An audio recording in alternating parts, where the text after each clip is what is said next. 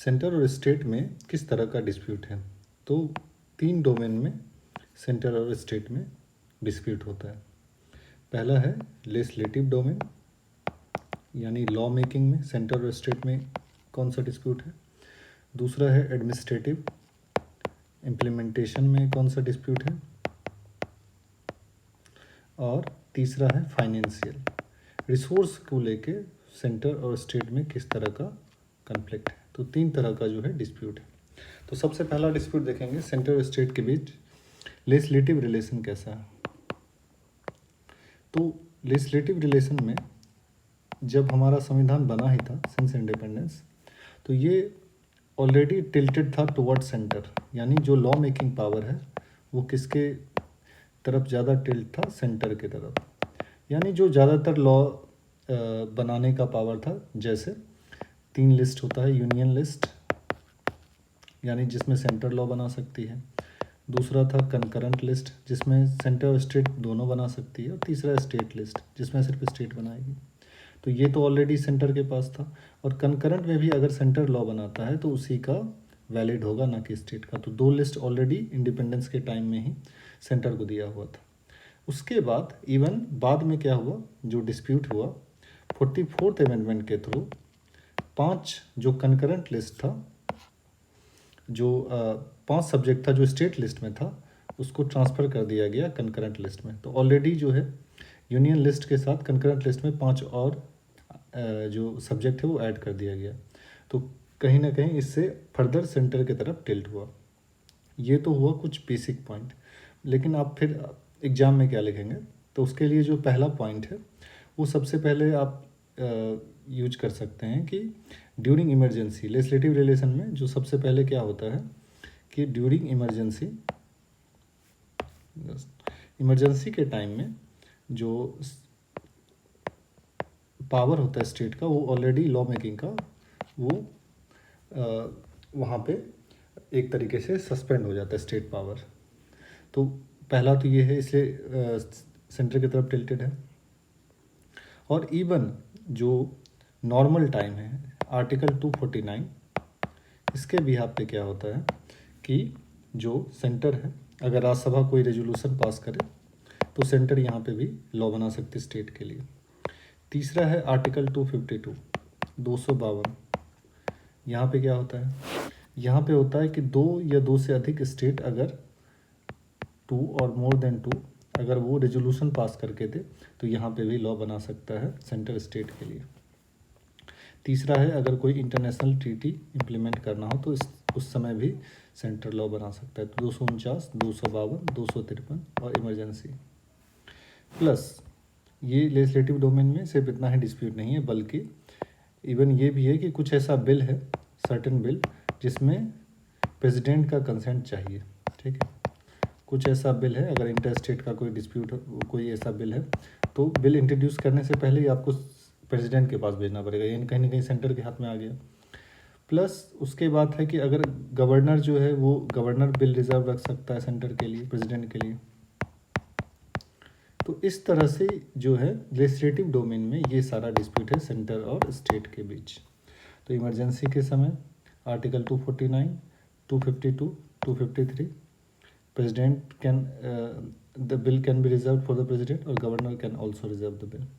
तो ये कुछ पॉइंट है, ये कुछ डिस्प्यूट है। इसलिए इंडिया को कई बार जो है कहा जाता है कि India is not a legislative federalism. हमारे यहाँ लेजिस्लेटिव फेडरलिज्म नहीं है, रादर एग्जीक्यूटिव फेडरलिज्म है।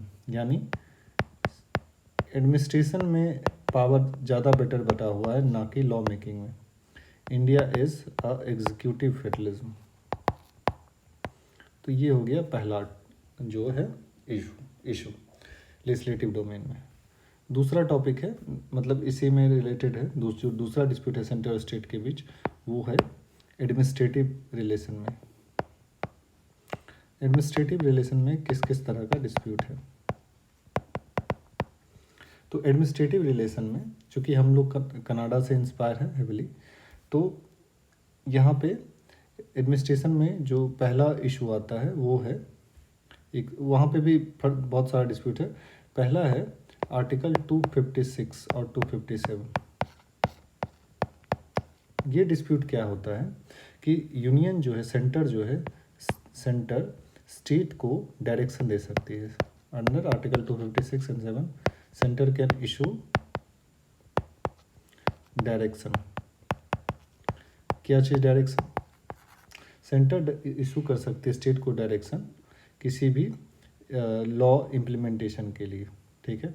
और इतना ही नहीं है, डायरेक्शन के साथ अगर नहीं इशू होता, अगर स्टेट नहीं फॉलो करती है तो it can punish also.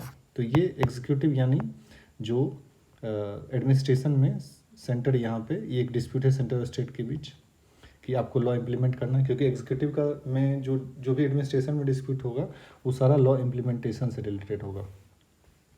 Next point है एडमिनिस्ट्रेशन में जो झगड़ा है सेंटर और स्टेट के बीच, वो है आर्टिकल 365 को लेके। 256, इसके अलावा 365, इसमें क्या है, यहाँ भी है कि अगर स्टेट गवर्नमेंट कोई डायरेक्शन अगर स्टेट का नहीं फॉलो करती है, ठीक है, इफ़ स्टेट फेल्स, अगर कोई डायरेक्शन आया सेंटर की तरफ से, स्टेट फेल्स, तो वहाँ पे भी क्या होगा कि आर्टिकल 356 इन्वोक कर दिया जाएगा, यानी राष्ट्रपति शासन लगा दिया जाएगा। तो ये भी एक झगड़ा है सेंटर स्टेट के बीच एडमिनिस्ट्रेशन में। तीसरा है इसी तरह का आर्टिकल 355, 355, यहाँ पे भी है कि हर स्टेट, यानी सेंटर इंश्योर करेगा कि स्टेट कॉन्स्टिट्यूशन के आधार पे चल रही है। अब कॉन्स्टिट्यूशन के आधार पे किस तरह से, ये डिसाइड भी सेंटर के हाथ में है कि स्टेट कॉन्स्टिट्यूशन को फॉलो कर रहा है नहीं, और नहीं फॉलो करा तो यहाँ भी 356 इन्वोक हो जाएगा, ठीक। तो इस तरीके से centre can act as a arm to, centre can act, political manipulation यहाँ पे होने का चांस है। तो ये भी एक झगड़ा है। और जो सबसे इम्पॉर्टेंट इशू होता है वो है आर्टिकल 356, राष्ट्रपति शासन लगाना। इसको माना गया था कि डेड लेटर है, रेयरली यूज होगा, ठीक है, बट ये डेड लेटर नहीं रहा, रादर ये एक तरह का एक्टिव लेटर हो गया। तो ये एक झगड़ा है। नेक्स्ट इशू है एडमिनिस्ट्रेशन में ऑल इंडिया सर्विस को लेके, IAS IPS को लेके, ऑल इंडिया सर्विस। तो चूँकि क्या है कि इसको बस ऑल इंडिया सर्विस में जो भी IAS IPS होते हैं, इसको सेंटर ही हटा सकती है, यूनियन कैन ओनली रिमूव। तो ये भी इशू है, स्टेट के कंट्रोल में है, होता नहीं है, यूनियन कैन ओनली रिमूव। तो ये भी एक इशू है सेंटर और स्टेट के बीच। एक और इशू है पारामिलिट्री आर्म्ड फोर्स को लेके, कि स्टेट में कब डिप्लॉय करना है या नहीं है, इसको लेके भी एक इशू है। So these are some issue related to administration. तीसरा जो झगड़ा है सेंटर और स्टेट के बीच वो है फाइनेंशियल को लेके। तो फाइनेंशियल जो है सबसे मोस्ट कंट्रोवर्शियल इशू है। तो सबसे पहला जो इसमें इशू है वो है फाइनेंशियल में फाइनेंस कमीशन को लेके। फाइनेंस कमीशन क्या करता है कि स्टेट को कितना पैसा देना है, ये फाइनेंस कमीशन एक तरीके से रिकमेंड करता है। अब फाइनेंस कमीशन का अपॉइंटमेंट सेंटर के द्वारा होता है, तो स्टेट का तो कुछ सेइंग होता नहीं है। तो स्टेट का कहना है कि हमारा तो कुछ इसमें है नहीं, तो ये कहीं ना कहीं सेंटर की तरफ टिल्टेड है, बायस है। तो पहला ये फाइनेंस कमीशन को लेके है। दूसरा इशू है फाइनेंस कमीशन के ही रिकमेंडेशन को लेके। स्टेट का मानना है कि फाइनेंस कमीशन का जो रिकमेंडेशन होता है वो स्टेट के कंसर्न को ध्यान में रख के नहीं होता है। अब जैसे कुछ एग्जांपल है कि अभी फाइनेंस कमीशन ने रिकमेंड किया कि आप सेंसस पॉपुलेशन जो है वो 2011 यूज करेंगे। अब सदर्न स्टेट जो है साउथ का, उन्होंने तो अपना पॉपुलेशन घटाया, so they are against this provision. Next जो फाइनेंशियल में इशू है वो है स्टेट का बोरोइंग को लेके, कि स्टेट आउटसाइड बोरो नहीं कर सकता है। State can not borrow outside, ये भी एक इशू है। स्टेट को पैसा अगर रेज करना होता है तो वहाँ पे वो आउटसाइड कंट्री के बाहर बोरो नहीं कर सकते हैं। इवन प्रोफेशनल जो टैक्स है वो भी लिमिटेड है, जो प्रोफेशनल टैक्स कितना लगाना है स्टेट को वो लिमिट किया गया है। ये भी स्टेट का इशू है। और सबसे बड़ा इशू है स्टेट का अब GST को लेके। स्टेट का मानना है कि उनकी ऑटोनॉमी चली गई है और उनको GST से उतना टैक्स भी नहीं मिल पा रहा है। So all these issues make center and state relation quite complex, and it required a center has to act as a big brother. और जो हमारा मॉडल है होल्डिंग टुगेदर का, तो सेंटर को जो है उसको स्पिरिट में फॉलो करना चाहिए। क्योंकि हमारा होल्डिंग टुगेदर मॉडल है, तो centre has to act as a major force of stability. तो इशू क्या था कि सेंटर स्टेट डिस्प्यूट में 3 तरह का डिस्प्यूट है। लेजिस्लेटिव डिस्प्यूट है, उसके बाद एडमिनिस्ट्रेटिव डिस्प्यूट था, और फाइनेंशियल डिस्प्यूट था। लेजिस्लेटिव में क्या सब डिस्प्यूट है? पहला डिस्प्यूट है कि इमरजेंसी के समय सेंटर जो है वो स्टेट का पावर सस्पेंड कर देता है। दूसरा है आर्टिकल 249, राज्यसभा अगर रेजोल्यूशन पास करे तो सेंटर लॉ बना सकता है स्टेट के लिए। तीसरा है कि आर्टिकल 252 252 का अगर 2 स्टेट रेजोल्यूशन पास करे तो सेंटर लॉ बना सकता है स्टेट के लिए। तीसरा है आर्टिकल 253, अगर कोई इंटरनेशनल ट्रीटीज है, इंटरनेशनल कोई ऑब्लिगेशन है इंटरनेशनल ट्रीटी, तो वहाँ पे भी सेंटर जो स्टेट में के लिए लॉ बना सकता है। बिल प्रेसिडेंट के लिए रिजर्व होगा, कुछ बिल है। उसके बाद इसलिए इंडिया को कई बार रादर देन लेजिस्लेटिव फेडरलिज्म कहा जाता है कि इंडिया इज एग्जीक्यूटिव फेडरलिज्म। अब एडमिनिस्ट्रेशन में क्या सब था झगड़ा?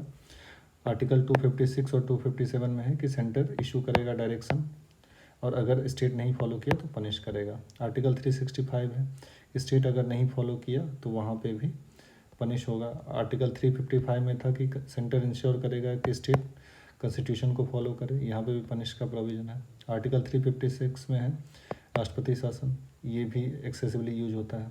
ऑल इंडिया सर्विस में स्टेट के पास कोई पावर नहीं हटाने का, और आर्म्ड फोर्स डिप्लॉयमेंट को लेकर। फाइनेंशियल में क्या था? पहला फाइनेंस कमीशन का अपॉइंटमेंट, दूसरा फाइनेंस कमीशन का रिकमेंडेशन, स्टेट इससे खुश नहीं है। तीसरा स्टेट आउटसाइड बोरो नहीं कर सकता है। चौथा प्रोफेशनल टैक्स लिमिटेड है। और नेक्स्ट है जीएसटी में जो है स्टेट का कहना है कि उसका ऑटोनॉमी चला गया है, वीकन हो गया है, और टैक्स भी उसे उतना नहीं मिल रहा है। तो इंडिया का जो फेडरलिज्म है, जो होल्डिंग टुगेदर मॉडल है, वहाँ पे centre has to act in a greater spirit, ठीक है, to further strengthen our economy.